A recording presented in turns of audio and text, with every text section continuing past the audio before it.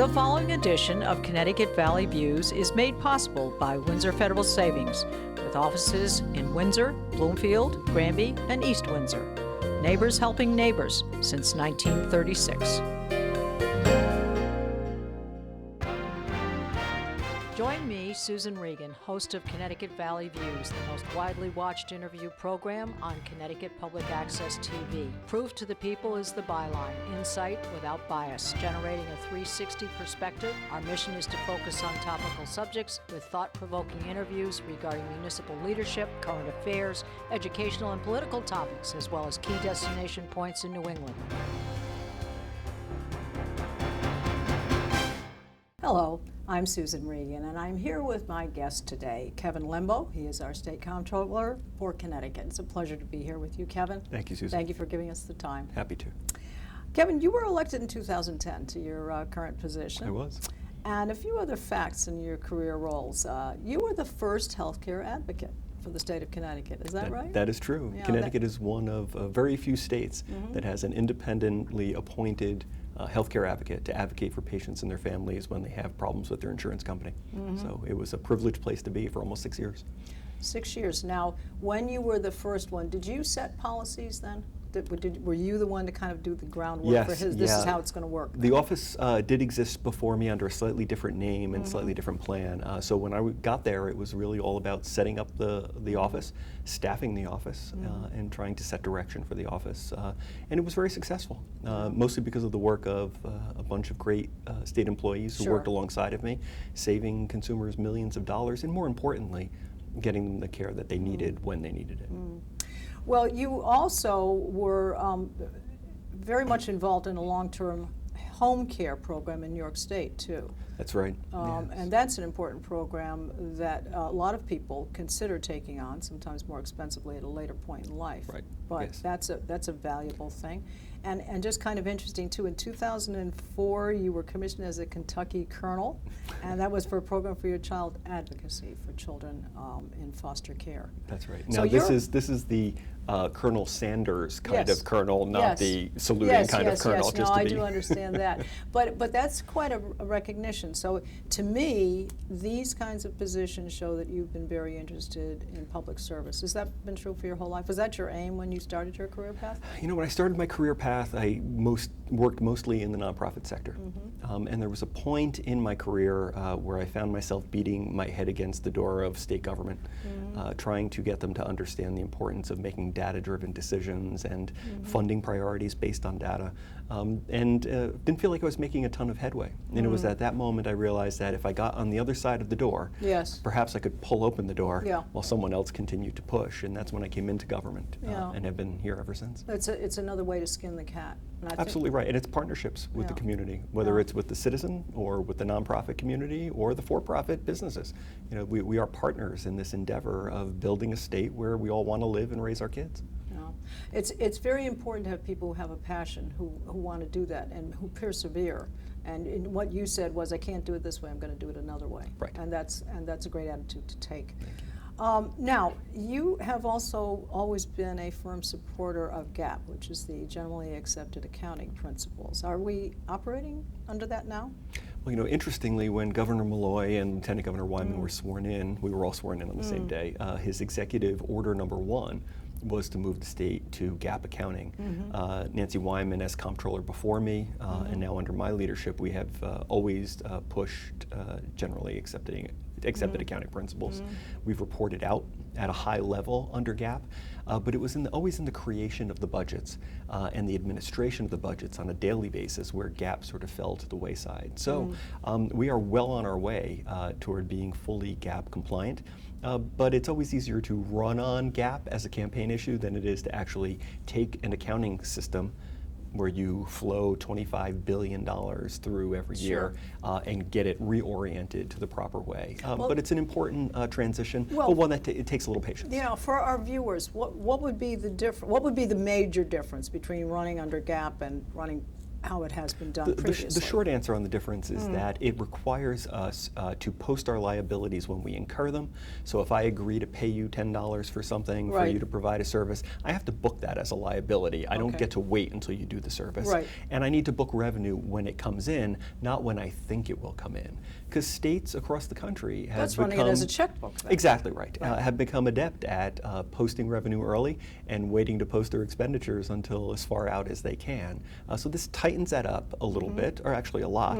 But I think it also is not a cure-all. Yes. Because under any system of any kind, accounting or otherwise, you can always find room to wiggle around if you want to. But this does put some walls and speed bumps on those who might do that in the future, and I think is an important commitment that the state needs to make, especially since we require, for example, our municipalities to keep their books under cap, and have for many, many years. Exactly, and I think that's been a little bit of friction there It has. too. Geez, we have to do it. How come you guys aren't doing Exactly right. And I think also it's hard to make that, and probably the reason that it's taken a little bit longer to do that is because it's hard to make that leap from, well, what I think's going to come in, what we're expecting to go out, we haven't figured out how much of a risk that's going to be financially, and you move from that kind of accounting and then you suddenly say, okay, we're cashing out.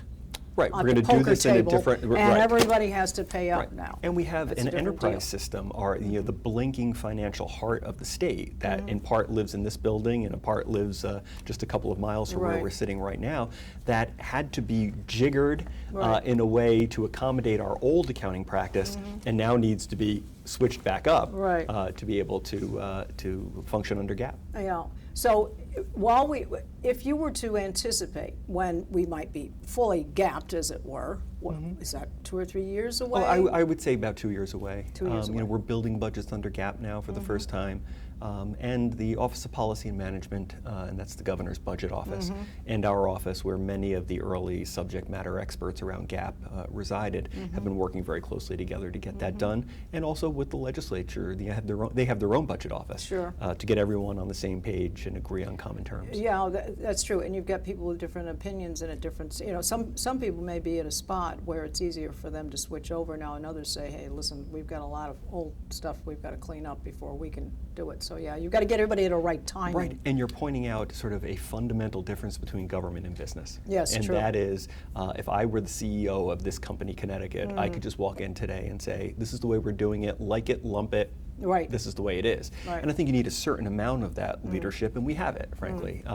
But at the same time, you need to build consensus. The governor's and very you need decisive. He's very decisive, yes. and not afraid.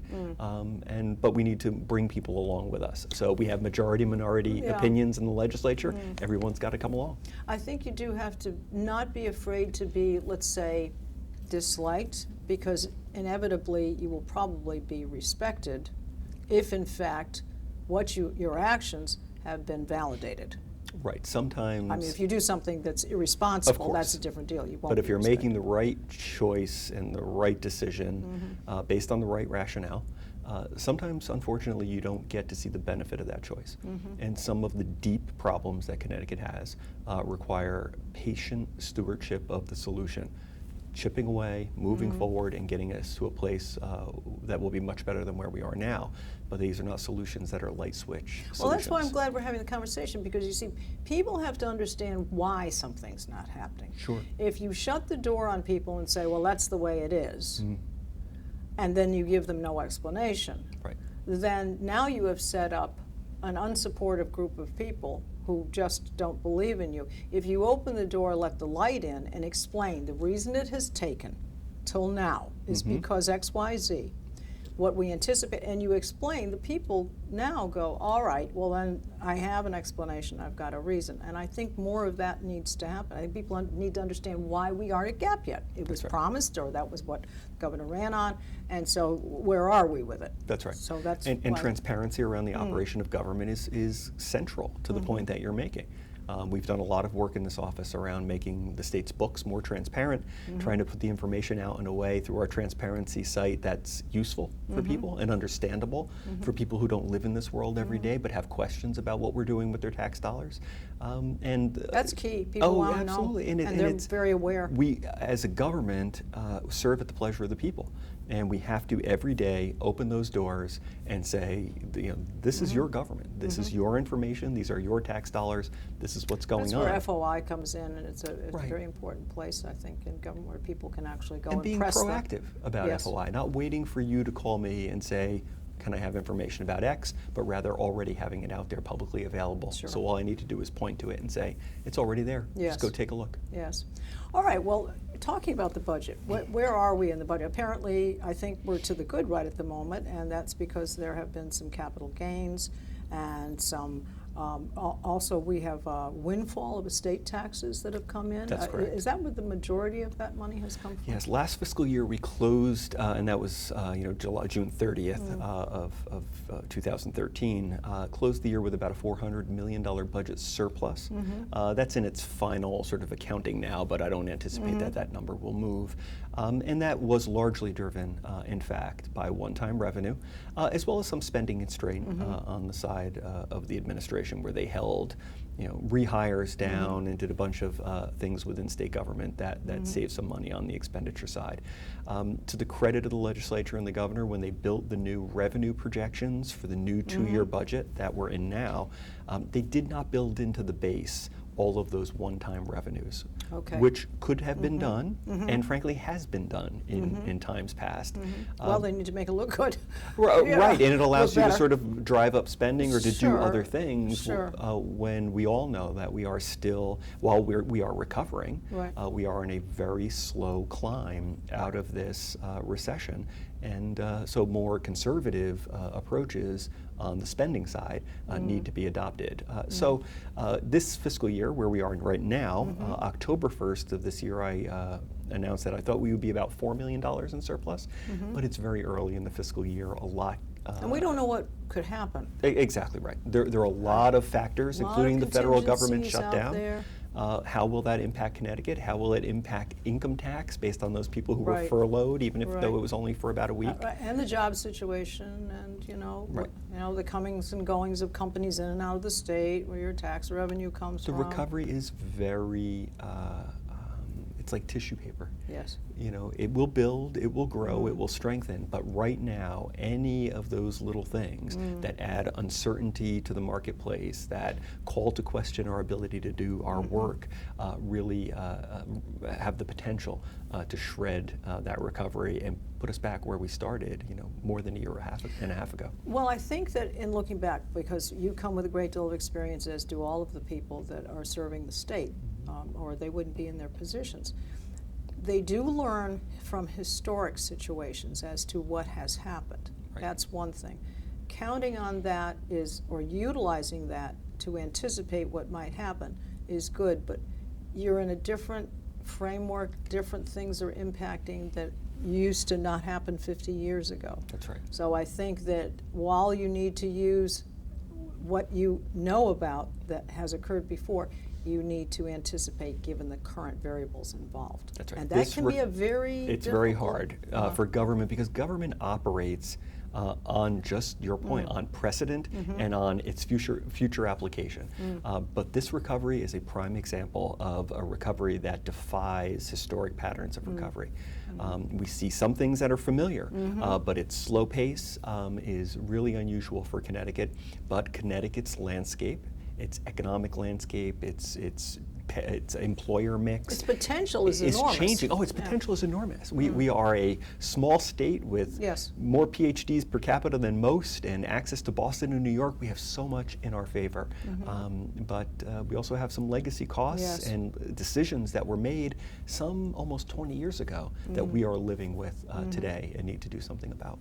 Well, I spoke with John Rathgaber recently, who's the CEO for CBIA, and he said the state really has so much potential, and if it would just get it right and do the right things for business, this state can really take off. I mean, he has very high hopes for it. With good reason. I mean, if we can shrink the relative size of Connecticut, even though we're small to begin with, make access to New York and Boston and other places easier, get our infrastructure squared away that has been allowed to just go to seed in many cases, and then also add high-speed, fiber optics and high-speed communication as one of our infrastructure commitments, then you could have a trader on the the Asian exchanges, Yes, be yes. in Salisbury, plugging into a fire hose of information and trading from there, just like you can in I'd downtown like to in New York City. Yeah, I like to see Connecticut become a template for a fantastic state. Right. I mean, that would be a great thing, so that we could kind of set a precedent.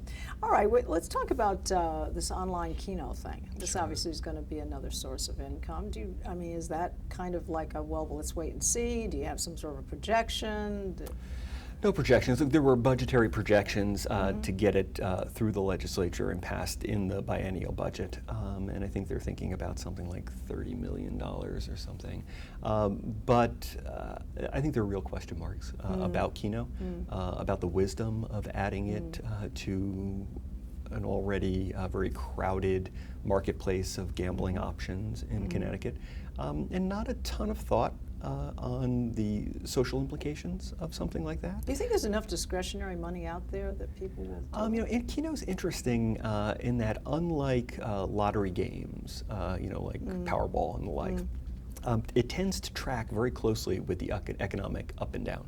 So people tend to buy a lottery ticket, maybe at the outside hope that it will solve their present financial condition. Sure. But when the economy is down, they tend not to play Keno, and I think it's Nebraska that demonstrated that pretty clearly. So when we're down, Keno will likely be down as well. And there have been studies as well that show who plays when the game is first There's a introduced, profile. and then who There's a plays user in the profile. second years and out. Right. And like most games of chance, lottery games and these in particular, often it's folks who can least afford to play that are playing. So we have to keep an eye on it. And putting it in eating establishments and I think exposes our kids and desensitizes them in some way to gambling. And I don't mean to be sort of white white horse on this, but I just wonder about the wisdom of that. Seems to have been It's young inserted. people, it's the older people, because they Right, but when our kids see us incomes. doing it at the restaurant or wherever we Yeah, are, right. then it becomes normalized and not a big deal. And you can blow your paycheck in Keno if you want to. So we have to be careful. So it's like most things. It can be something that can be advantageous, and you just have to manage it. Best case scenario is we don't need the revenue and they never have to turn on the switch. True. All right, let's talk about the rainy day fund. Sure. Most people, most laymen would say the rainy day fund is for emergencies, or we have several big snowstorms, or a major hurricane hits the state, and we have to use that. Give us a sense of what that rainy day fund is used for. Maybe I've hit on a couple of notes. You've hit on some. The rainy day fund is actually more appropriately called the budget reserve fund. And what that allows the state to do is to squirrel away some of your tax dollars into the savings account that would allow the state to weather the troughs in the economy. Connecticut, like some states, other states like New York and New Jersey and some others that are centered around the financial industry in many ways, we live or die on the financial market. So we go up and down just as the Dow goes up and down. Yes. So in the times where the market is not performing, where our high earners, for example, in the state are not receiving the bonuses that they would normally, Right. it creates a trough in government revenue. Right. And the legislature is required to go in and make cuts, once it falls below a certain Right. level. But a budget reserve fund that is funded at an appropriate level, which is probably about 15%, that would allow us to just sort of weather through those and not put the state in the difficult position of saying, we've cut everything we can cut, we've furloughed every employee we can, now we have to start cutting domestic violence programs, for Right. example. I don't think there's anyone Right. in the state who believes we should be doing that if we can avoid it. No, absolutely not. So, but look, we spent down the rainy day fund in the last economic downturn. It's starting to slowly build back, under 200 million in it now, but we got to get up to much more than that. What would be a safe spot? What would be an I think amount if we had that's about safe? $3 billion in the rainy day fund, it probably is the right amount. Right. And that's the statute now caps that number at 10% of the budget, but I think 15% is probably better for us when you look at the historic ups and downs and when we've used the rainy day fund and for what purpose. So, so when we look back now to our earlier discussion about the surplus Right. last year, Right. 400 million, a piece of that got dedicated to the rainy day fund, and a piece of it was carried forward into the new biennial budget because of the uncertainty of the present economic condition. And when you have let's say the Keno, which is a new variable that's being introduced, and let's just say that it went well and it was a reasonably significant amount, would that go into the general fund, or would that go in the rainy day? Or no, it would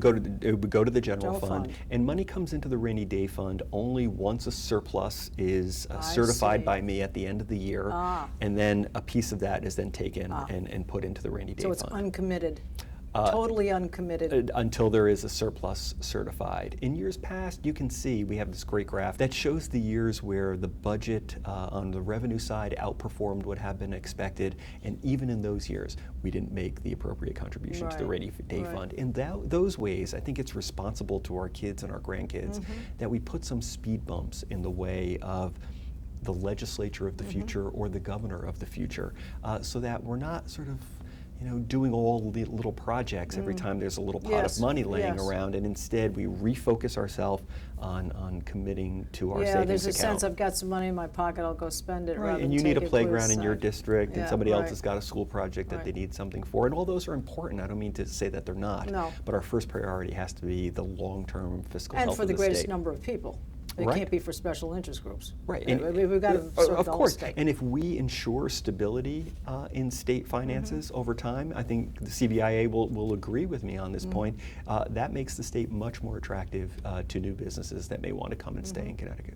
Well, I'm going to ask you a question. We're talking about money and so forth. If Connecticut were a 401k, and you were to be running the state as such, obviously there are different points in people's lives when they're younger, when they're middle-aged, and we've got a lot of commitments and kids in college and so forth, and then you're older and you're retired, and you handle your funds differently.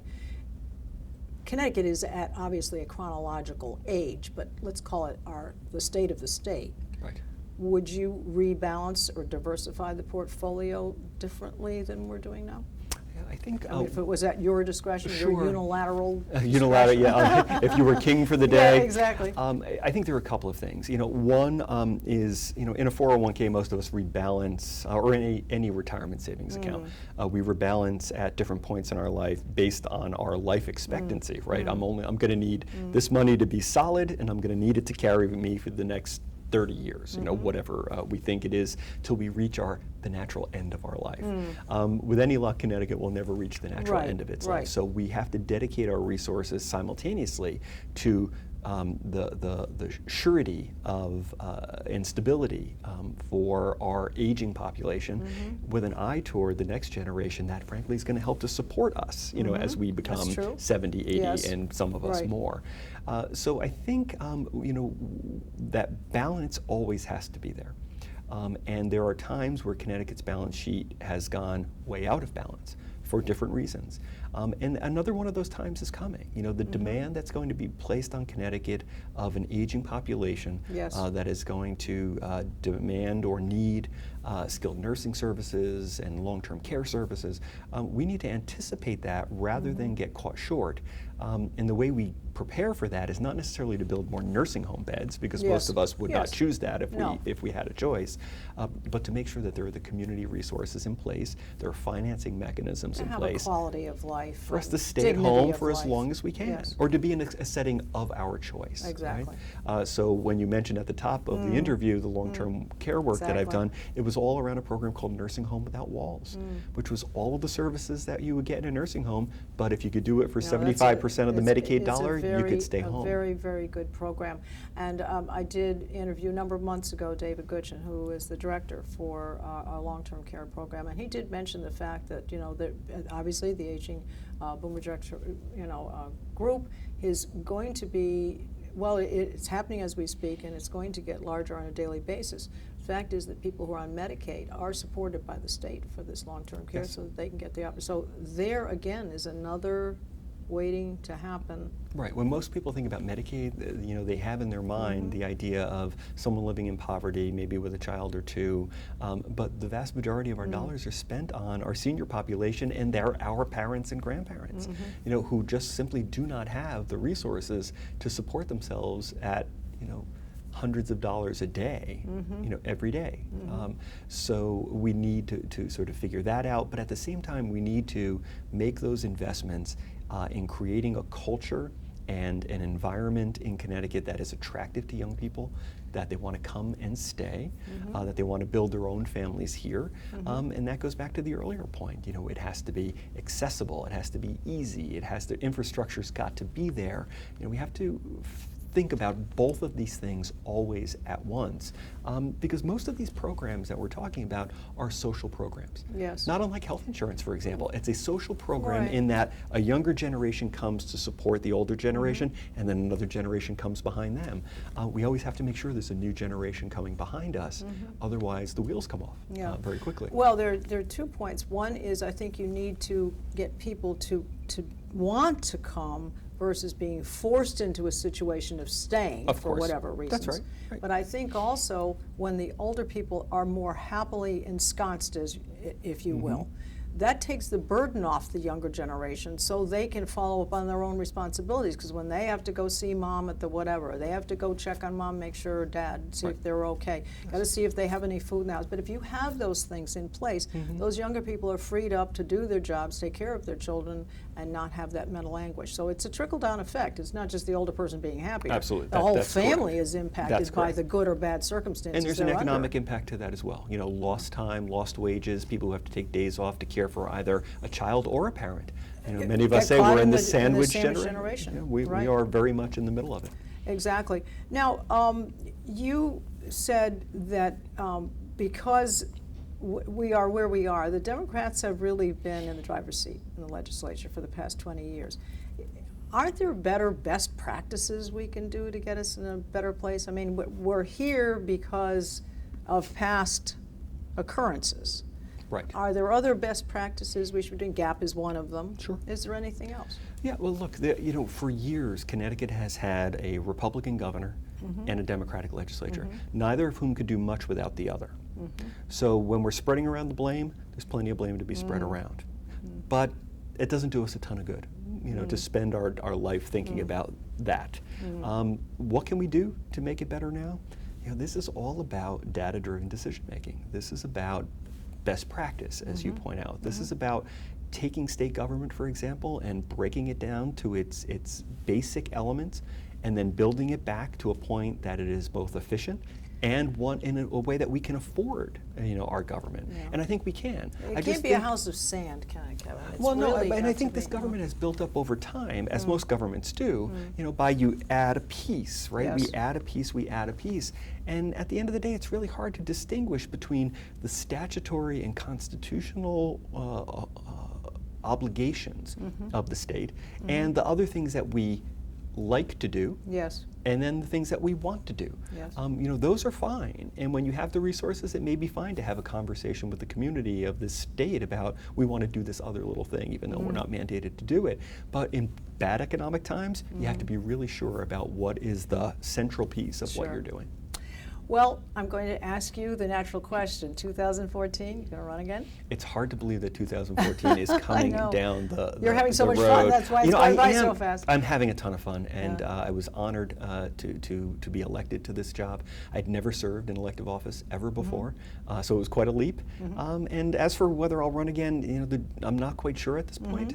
It's a little bit early. Totally understandable. But I'll just say that I love what I do, and I really, really do. And anybody who knows me knows it's Yeah. true. Well, you've been a great pleasure to speak with. Thank you. I appreciate your candidness and frankness in answering the questions, and I thank you very much for that. Good to see you. Thank you, Kevin.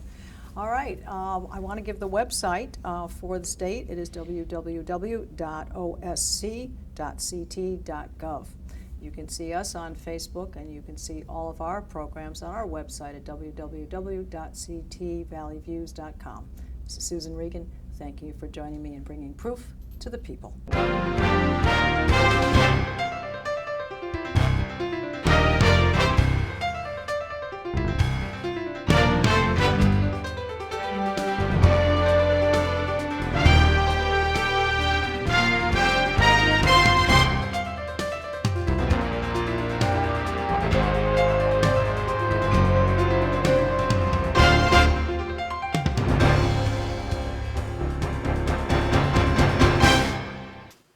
Our thanks to Windsor Federal Savings for making this program possible. Neighbors helping neighbors since 1936.